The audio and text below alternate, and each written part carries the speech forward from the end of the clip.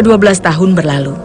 Suryati harus menjalankan perannya sebagai orang tua tunggal bagi dua anaknya, si sulung Safira dan si bungsu Putri. Ditambah lagi ia harus menopang hidup kedua orang tuanya yang kini mulai beranjak renta, sang ayah Syamsuddin dan sang ibu Mantang. Dulu ayah Suryati ikut membantu kehidupan keluarga dengan menjadi penjual ikan keliling. Namun sekarang, penyakit gangguan pernafasan yang menyerangnya membuat ia harus berdiam diri di rumah.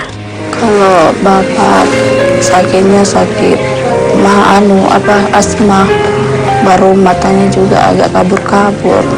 Dia tuh kalau batuk seperti dia mau muntah, baru dia selalu pusing. Demi mempertahankan hidup dan mengantarkan anak-anaknya menggapai cita-cita, setiap hari Suryati harus berjuang mengumpulkan rupiah demi rupiah dengan membuat kue-kue tradisional sebagai camilan. Camilan itu akan ia titipkan ke warung kopi di sekitar pelabuhan Pautere atau warung makanan di sekitar tempat tinggalnya di sekitar Jalan Sabutung, Pautere, Kota Makassar. Karena mau dia apalagi mau kerja, tidak ada jasa. Jadi punya saya menjual juga, kok saya tidak menjual makan apa, mau belanja apa. Mulai pukul 3 dini hari, Suryati telah menyibukkan diri di dapur. Kue yang akan dibuatnya di subuh hari adalah kue songkolo dan pisang ijo. Kue-kue ini sudah dikenal oleh masyarakat Makassar dan malah pisang ijo sendiri sudah menjadi camilan khas daerah Sulawesi Selatan. Untuk membuat kue-kue seperti itu, Suryati membutuhkan bahan utama seperti tepung beras, pisang, dan santan kelapa yang telah ia siapkan di hari sebelumnya. 12 tahun yang lalu Suryati membeli bahan-bahan kue itu dari uang dermawan yang berbaik hati kepadanya. Kondisi keluarga dan usaha kue yang tak menentu menuntut ia harus pandai mengatur modal supaya tidak habis. Tapi saat ia terdesak, pinjaman menjadi jalan keluar terbaik baginya. Pakai modal sampai sekarang, tapi sekarang kalau mau butuh modal lagi saya pinjam. Untuk membuat pisang ijo, awalnya ia membuat adonan lapisan berwarna hijau yang akan berguna sebagai pembungkus pisang. Untuk membuat adonan, tepung beras dan santan diaduk menjadi satu untuk beberapa saat hingga diperoleh kekentalan yang diinginkan. Selanjutnya adonan diberi warna hijau yang diperoleh dari pewarna makanan.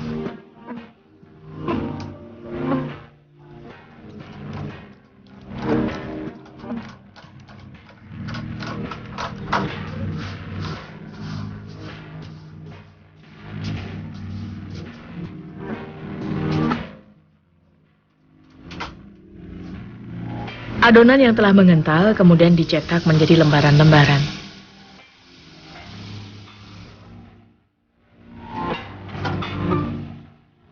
Lalu diisi dengan buah pisang jenis Raja Meru yang telah direbus. Satu persatu pisang dibungkus lembaran dadar, hingga permukaan pisang tertutup seluruhnya. Proses selanjutnya adalah mengukus pisang-pisang yang telah dibungkus menggunakan dadar. Proses pengukusan dilakukan agar adonan dadar dan pisang merekat satu sama lain, dan adonan menjadi tanak. Pengukusan dilakukan selama kurang lebih 15 menit atau hingga dadar tidak lengket bila disentuh. Setelah pisang ijo selesai, kini Suryati menyiapkan kue songkolo. Kue tradisional Sulawesi Selatan ini terbuat dari beras ketan yang telah dikukus dengan santan kelapa. Untuk menikmatinya, kue ini diberikan taburan serundeng kelapa sebagai pelengkap. Dengan menggunakan alat pencetak agar-agar, kue ini dibentuk dengan meletakkan serundeng kelapa pada bagian dasar cetakan. Menyusul kemudian ketan kukus yang diletakkan dengan cara memadatkannya pada cetakan. Meski baru duduk di bangku kelas 6 sekolah dasar, Safira seakan turut merasakan beban berat yang harus dipikul sang ibu. Setiap hari, meski mata masih terkantuk-kantuk, Safira turut membantu sang ibu, dibantu oleh nenek mencetak kue. Jam 3 subuh, kalau sudah sholat saya bawa ke warung. Kalau bukan saya, anakku, kalau omku, kalau saya tidak sempat.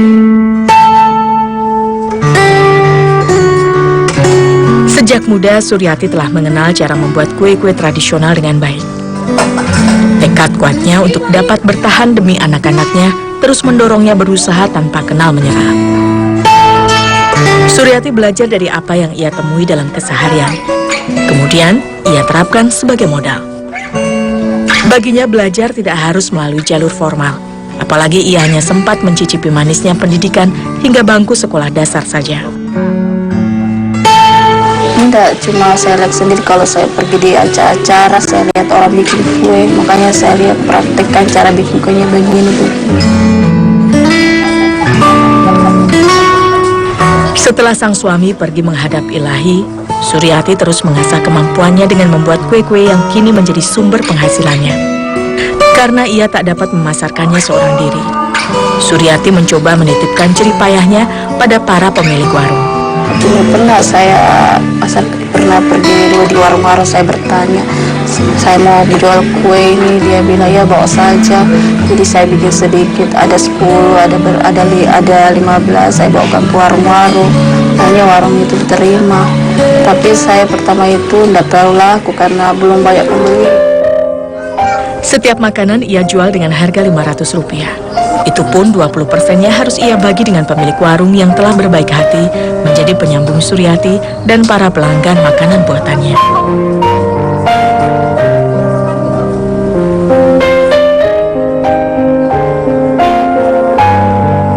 Walau tidak setiap hari makanan yang ia buat habis terjual dan modal tak kembali dengan sebuah keuntungan, namun ia tak berkecil hati untuk dapat memenuhi keperluan sehari-hari. Ia masih dapat mengandalkan penghasilan dari berjualan makanan di sekolah.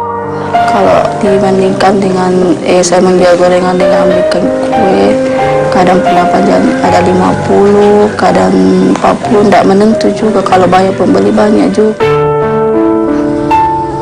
Di samping menitipkan makanan di warung-warung kopi, jika musim sekolah, Suryati berjualan makanan camilan kecil-kecilan di depan sekolah dasar Pautere, berupa bakso, sosis goreng, serta buah-buahan. Namun terkadang ada tetangga yang membeli makanan buatannya dengan cara memesan untuk hidangan hajatan. Bahkan ketika dalam perjalanan menuju warung kopi, ada saja pelanggan yang ingin turut menikmati kue buatan Suryati. Berapapun hasil yang ia peroleh, Suryati bersyukur masih memiliki tenaga untuk bekerja, untuk membesarkan anak-anaknya dan merawat kedua orang tuanya. Alhamdulillah cukup saja, maupun makan, biarpun kita beli beras 1 liter, 2 liter, alhamdulillah cukup seadanya saya. Karena saya punya anak, enggak macam-macam, dia mau beli ini, makan ini, adanya saja di rumah dia mau makan.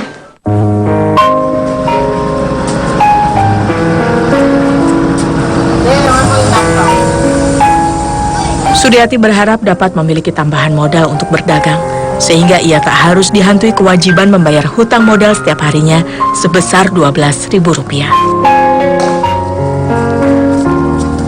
Makanya saya itu seandainya saya punya modal, saya mau jual kayak buka kios gitu, jualan makanan ringan apa. Semasa hidup, suami Suryati, Safri, menopang keluarganya dengan hasil dari bekerja sebagai nelayan ikan. Namun seiring desakan kebutuhan dan keuntungan dari mencari ikan yang terus menurun, ia beralih profesi menjadi penyelam untuk mencari besi tua sisa dari kapal yang karam. Untuk mendapatkan besi bekas kapal, Safri harus menyelam hingga kedalaman 30 meter. Lalu ia harus memotongnya di bawah permukaan air agar dapat dibawa ke permukaan. Hingga saat nahas itu tiba, kompresor yang digunakan suami Suryati meledak, sehingga suaminya meninggal dunia. Awalnya waktunya saya dengar, karena itu saya punya ipar, dia bilang, ini kan 3 orang dia meninggal. Saya kira bang suami saya meninggal, karena yang dia datang itu cuma 2 orang, itu sepupunya ada yang kemanakannya. Jadi pas ada sandar kapal, saya lihat suamiku terbaring di atas kapal. Saya tidak tahu. Lalu saya sampai di situ saya lihat, saya tidak sadar. Sampai di rumah sakit, saya pergi, tahu-taunya sudah jadi mayat. Suryati sempat dilanda kecemasan dengan masa depan diri dan anak-anaknya setelah sang suami berpulang ke Ilahi. Betapa tidak, semua kejadian yang ia rasa berlangsung dengan cepat. Berikut ujian hidup yang ia terima mendadak di depan mata. Setelah dia meninggal itu saya sangat trauma sekali. Hampir 1 bulan saya tidak terlalu makan. Saya berpikir bagaimana nanti masa depan sama anakku ya. Kenyataan pedih yang harus ia hadapi membuatnya bertanya tentang keadilan Tuhan. Namun kemudian ia menyadari cobaan yang menimpa adalah bukti kasih sayang Tuhan terhadap dirinya. Karena Tuhan percaya ia dapat membesarkan anak-anak dengan baik meski hanya berjuang seorang diri. Setelah itu keluarga aku bilang, dia bilang, kamu tidak bisa terus begini, kamu harus berjuang karena kamu punya anak 2. Akhirnya saya berpikir saya mau berusaha, walaupun sedikit saya mau berusaha demi anakku 2 orang. Butuh dia makan, butuh dia belanja. Beruntung Suryati dikaruniai 2 putri yang mengerti kondisi yang dihadapinya. Si sulung Safira sejak duduk di kelas 1 selalu menghadiahinya dengan peringkat pertama. Sedangkan si bungsu putri dapat meraih ranking 5 besar. Saya berharap supaya dia menjadi orang sukses seperti saya ini. Cuma tamat-tamat SD saja, mudah-mudahan anakku bisa lanjut, bisa membantu nanti walaupun dia tidak punya bapak. Untuk pendidikan dasar bagi anak-anaknya, Suryati masih dapat bernafas lega karena ia tak dibebani biaya bulanan. Namun tetap saja, keperluan perlengkapan sekolah seperti alat tulis, sepatu, serta tas terus menjadi prioritasnya setiap semester atau tahun ajaran sekolah tiba.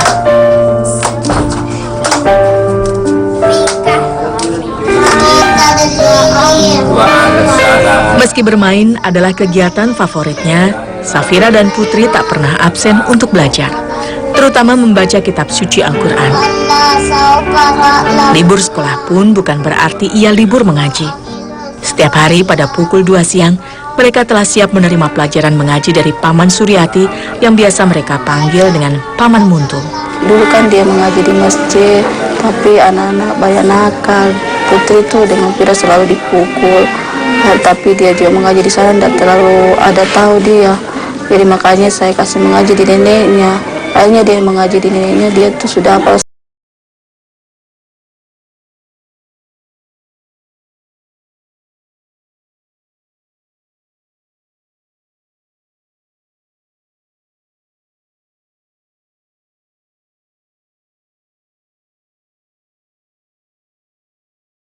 Keuntungan hasil menjahit inilah nenek membesarkan dan menyekolahkan Suryati. Baju yang robek, celana yang mau dipotong, itu saja. Kalau ada seperti spray robek, dia tempel-tempel begitu. Keluarga Suryati tinggal di perkampungan padat tak jauh dari pelabuhan Pautere, Makassar. Tepatnya di Jalan Sabutung di belakang pelelangan ikan Pautere. Sebagian besar masyarakatnya memang menggantungkan hidup dari hasil mencari ikan atau berdagang. Rumah berukuran kurang lebih 10 kali 5 meter ini berdiri di atas tanah milik otoritas pelabuhan. Namun mereka diberi hak untuk tinggal dan menempati lahan itu. Yang bikin sulit biasa banjir masuk di rumah. Apa namanya itu airnya terbalik.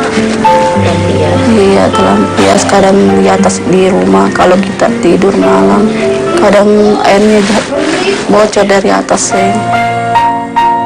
Karena dinding dan atap yang saling berhimpitan, rumah mereka kadang terkena curahan air dari atap milik tetangga. Belum lagi letak rumah lebih rendah dari jalan, sehingga seringkali jika musim hujan tiba, air dari jalan masuk ke dalam rumah. Saya juga kepingin sekali rumahku bagus seperti orang itu, pakai jendela, pakai apa. Yang penting rumahnya bagus, tidak bocor. Seperti ini kalau hujan bocor. Kadang saya berpikir, kalau biasanya saya duduk, saya menghayal kapan saya punya juga rumah yang seperti itu. Rumah yang Suryati tempati juga tidak dilengkapi dengan tempat mandi, cuci, kakus yang memadai. Sumber air bersih untuk keperluan makan dan minum harus mereka beli setiap harinya. Kadang kita beli 2.000, 4 cerukeng, kadang pun tetangga dia tidak mau kasih beli kita. Kadang dia bilang jangan beli, karena kita biasanya malu bilang biarlah kita beli karena Kang ini juga tahu dia punya Harley dan dia bayar.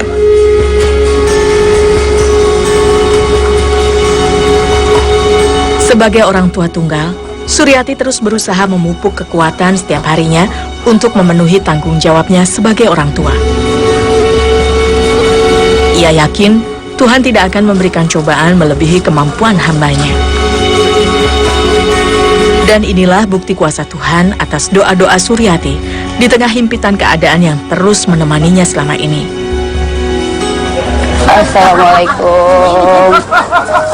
Ibu, Nenek, berdiri dulu, Bu. Masuk. Ibu, ini ada Pak Usman. Kemarin Pak Usman udah main ke sini. Silakan Pak Usman. Bapak ada yang disampaikan, silakan. Akan menyerahkan bantuan perlengkapan sekolah. Ini ada perlengkapan sekolah untuk Safira dan Putri. Melalui Badan Amil Zakat Nasional, harapan Tuhan mengirimkan jawaban bagi hambanya yang terus berusaha dan ikhlas menerima ujiannya menjadi kenyataan.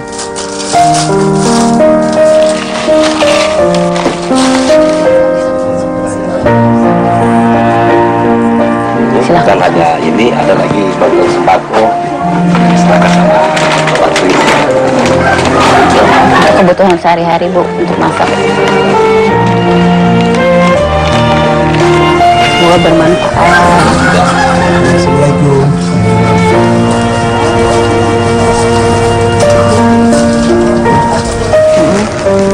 Ibu, ini ada Pak Rasmudin. Pak Rasmudin dari mana Bapak boleh memberitahukan Dari kepada Ibu, saya dari Basnas Provinsi Sulawesi Selatan, Silakan neneknya dulu. mewakili Basnas yang ada di Jakarta, kayak gitu. Jadi kehadiran kami di sini untuk menyampaikan amanahnya mereka.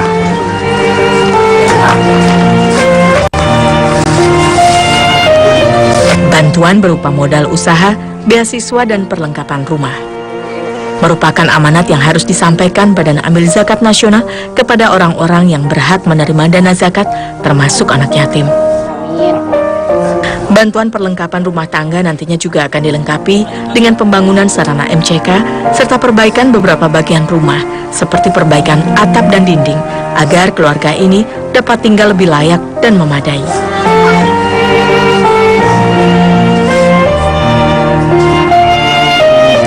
Untuk kakek Syamsuddin, Basnas menyediakan pemeriksaan rutin oleh tim kesehatan yang akan datang mengunjungi setiap bulannya, sehingga kakek tidak perlu melakukan perjalanan yang akan membuat fisiknya keletihan.